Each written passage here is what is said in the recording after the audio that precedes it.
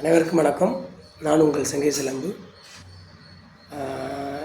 கல்வி என்பது மிகவும் கடினமாக இருக்கிறது, அதை ஏன் எல்லோரும் படிக்க வேண்டும் என்பது போல் எங்கள் குழந்தையே சில தினங்களுக்கு முன் கேட்டிருந்தார்.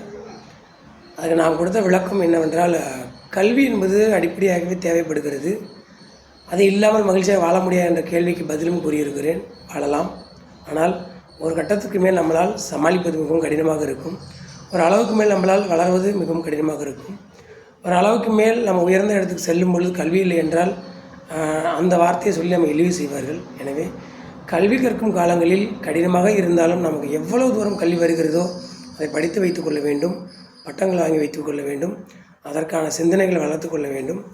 கல்வி என்பது எந்த இடத்தில் முக்கியம் என்று அறியப்படுகிறோம் என்றால், கல்வி என்பது வாழ்க்கையை மிக நீண்ட தூரம் இழுத்து செல்லும். கல்வி என்பது மனிதர்களை பக்குவப்படுத்தி ஒழுங்குபடுத்தி சரிதவர்களை புரிந்து கொள்ளும் அளவிற்கு நம்மளை ஒழுக்க நெறிமுறையில் கொண்டு போகும். கல்வி என்பது நாம் இப்படித்தான் வாழ வேண்டும் என்பதை கற்ற பிறகு அதன் வழியில் நாம் நடக்க ஆரம்பித்து விடுவோம். அப்போது என்ன, நம்ம வாழ்க்கையில் என்ன ஒரு மேஜிக் நடக்கும் என்று பார்த்தால், கல்வி என்றால் கற்பதற்கு ஒரு 30 ஆண்டு காலம், 25 ஆண்டு, 30 ஆண்டு காலம் ஆகிவிடும். உண்மையிலே ஒரு முழுமையாக ஒரு துறையில் நாம் படித்த துறையில் நிறைவு செய்வதற்கு.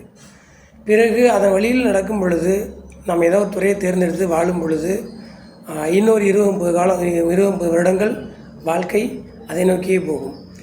பிறகு ஒரு பணி ஓய்வுக்கு அப்புறம் கூட நமக்கு பிடித்த வேலையை செய்யலாம். அதற்கான வருமானம் வந்துவிடும். அந்த துறை சார்ந்து நாம் இன்னும் அந்த உலகத்தில் ஏதாவது வரலாறு படைப்பதற்காக ஒரு செயல்களை செய்வதற்கு கல்வி தான் இழுத்து கொண்டு போகும். காரணம், கற்றவர்களுக்கு தான் அந்த ஸ்ட்ரீம்லைன் என்று சொல்வார்கள், மிகவும் ஃப்ளெக்சிபிலிட்டியாகவும் வாழ்க்கையை ஒரே நேர்கோட்டில் கொண்டு போவதற்கு உதவியாக இருக்கிறது.